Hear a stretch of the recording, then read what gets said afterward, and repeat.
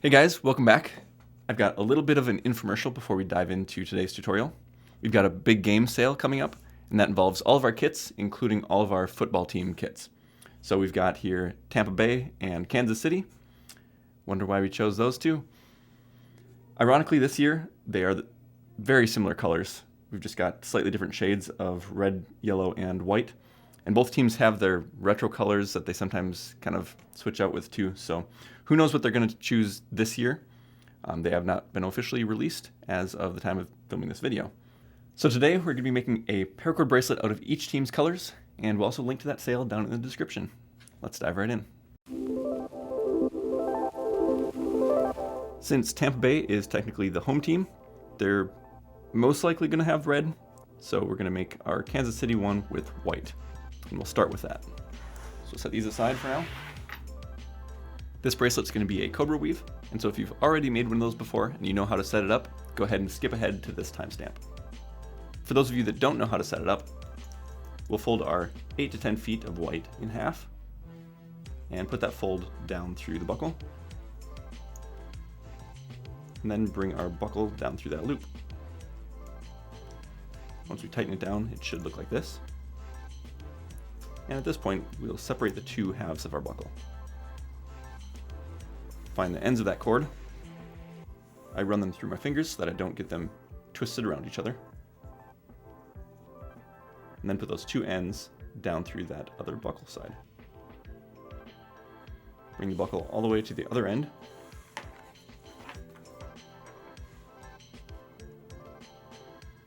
Down to approximately a bracelet size. Once we make our first knot, we'll double check to make sure that's the correct length. To begin our weave, take one cord out to each side. Put our right cord over the top of the bracelet. Our left cord goes over that cord, but then down around the back of the bracelet to come up through this loop.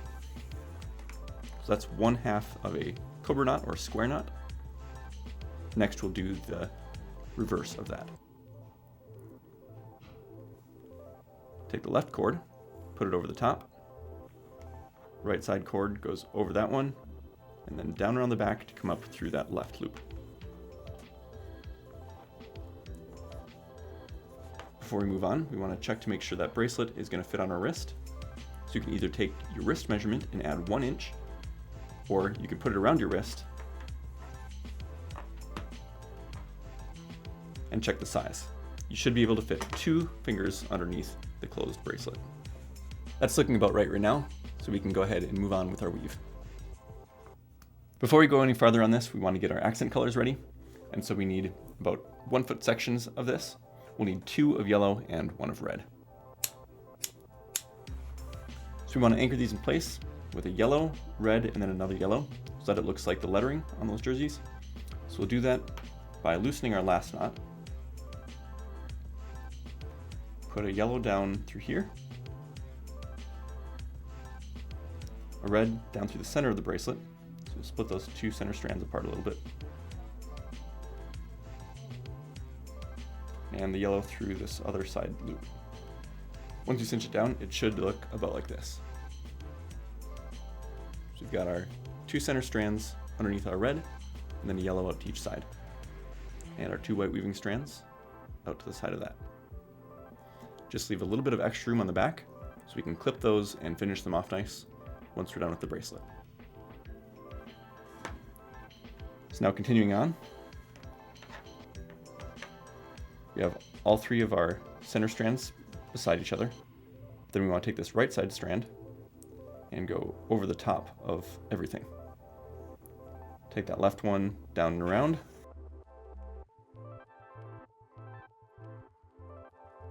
And we've got one little stripe of our colors here.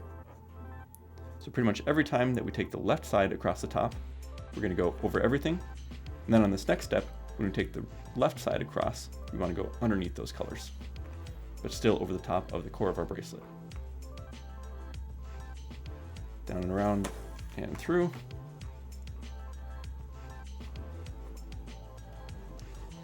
Tighten those all down really nice. and then our right side again over the top of those colors. Now you can see how the pattern is going to look, so we'll just keep going with that until we fill up the bracelet.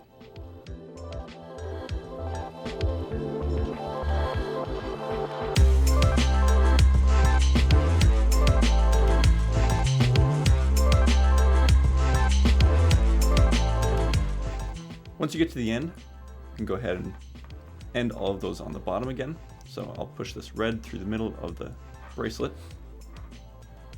Then we'll just aim those yellow ones down as we make our last couple knots.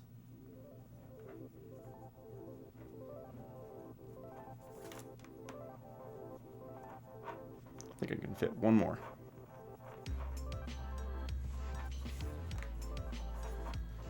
There we go. If you want to tug the ends tight, just so that you don't have any slack in the middle, go ahead and do that. And then flip it over. And we're just going to be clipping all these ends close to the bracelet. I usually go about 1/8 of an inch or so. And then with a lighter, melt those down and push them against. And Kansas City is finished. You can obviously play around with the pattern of this. If you want longer stripes, you can skip more before tucking it underneath again.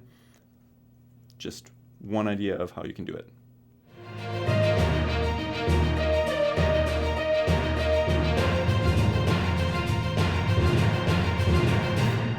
We're going to change it up for Tampa Bay and do a whole different pattern. We'll be doing a fishtail with some stripes. So this is a little bit trickier, but it's not too bad. And we'll be starting with our red on this one. You won't need a full 8 to 10 feet like you would for a normal bracelet on this one, because we're going to be changing it up halfway through the weave. So 4 feet, somewhere around there, should be enough. I've got a full 11 feet here, so you'll see what I have left. But we'll begin it the same way by bringing the cord down through the one side of the buckle and attaching it with a cow hitch. The other side we'll bring around to the other buckle end.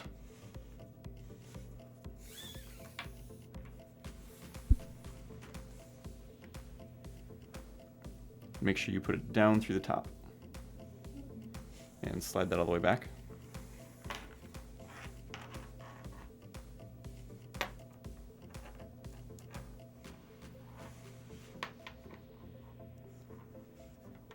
Then once you have about a bracelet size again, we can start our fishtail. There's really no knot to lock this one in place, and so you just want to make sure it's the right length before you begin. So if you need to put a binder clip on this while you're checking your wrist size, go ahead and do that. Otherwise, you can add 1 inch to your wrist measurement. So you just take some paracord, wrap it around your wrist, and that's our wrist measurement. So about 7 inches, so we can make our bracelet 8 inches. Just make sure to not include the teeth of the buckle in that measurement. Again, if you already know how to do a fishtail, you can skip ahead to this timestamp where we add in those additional colors. So beginning that fishtail, we're going to take that right side cord and bring it over that first cord and underneath the second, and pull all that extra slack through.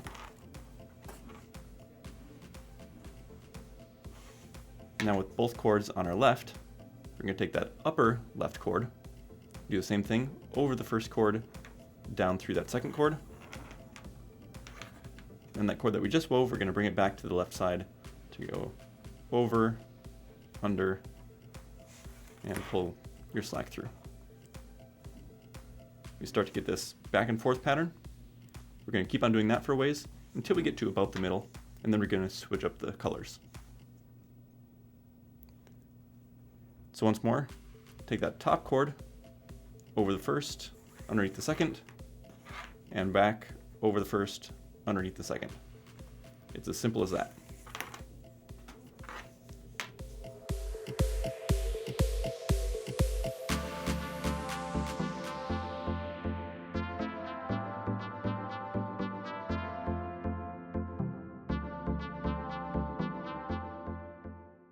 Now that we are almost to the middle of the bracelet, I'm going to take this top left cord and just bring it down through the middle. That way we have both of our cords ending in the middle. We'll just set those aside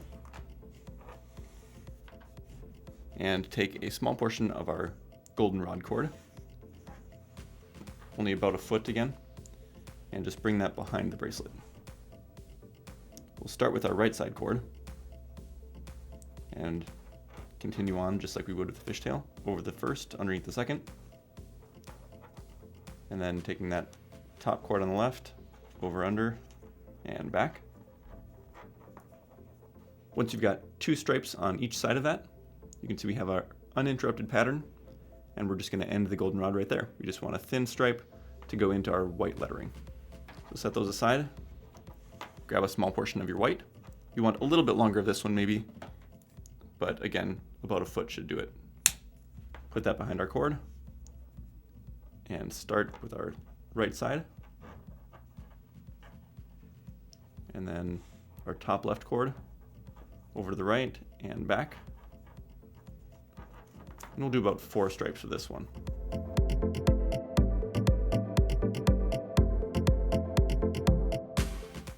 Then end that last one in the middle. So you've got a total of 5 white stripes. You want to keep the tension on the rest of the bracelet so that none of these come loose. My whites are looking a little bit uneven actually, so I'm going to go back and kind of tighten down some of those loops.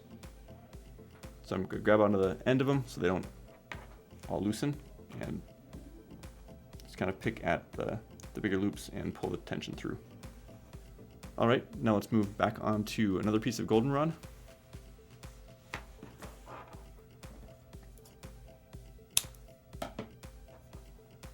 Same story here, behind the back, and start with that right side.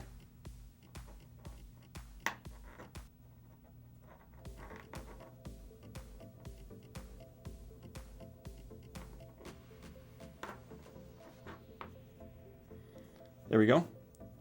And then we'll need another maybe 2 to 3 feet of red to finish that up. The main thing to remember again is to end both of them in the middle. So I'll just do one halfway across with my last piece of red, so that they both show up in the middle on the bottom. Kind of pull that weave apart to fill in any gaps at the very end, and we should be able to clip these ends and call it a day. Before we do that, you might have some of these cords that are looking a little bit uneven, so you can just go ahead and tighten down your other colors first if you need to. Mine aren't looking too bad, but we got a couple that are not quite the same as the rest. So there we go. We should be able to cut these ends now.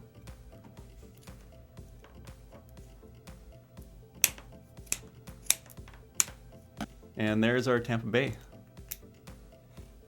If we're judging purely on how the bracelets turned out, I think I'm rooting for Tampa Bay.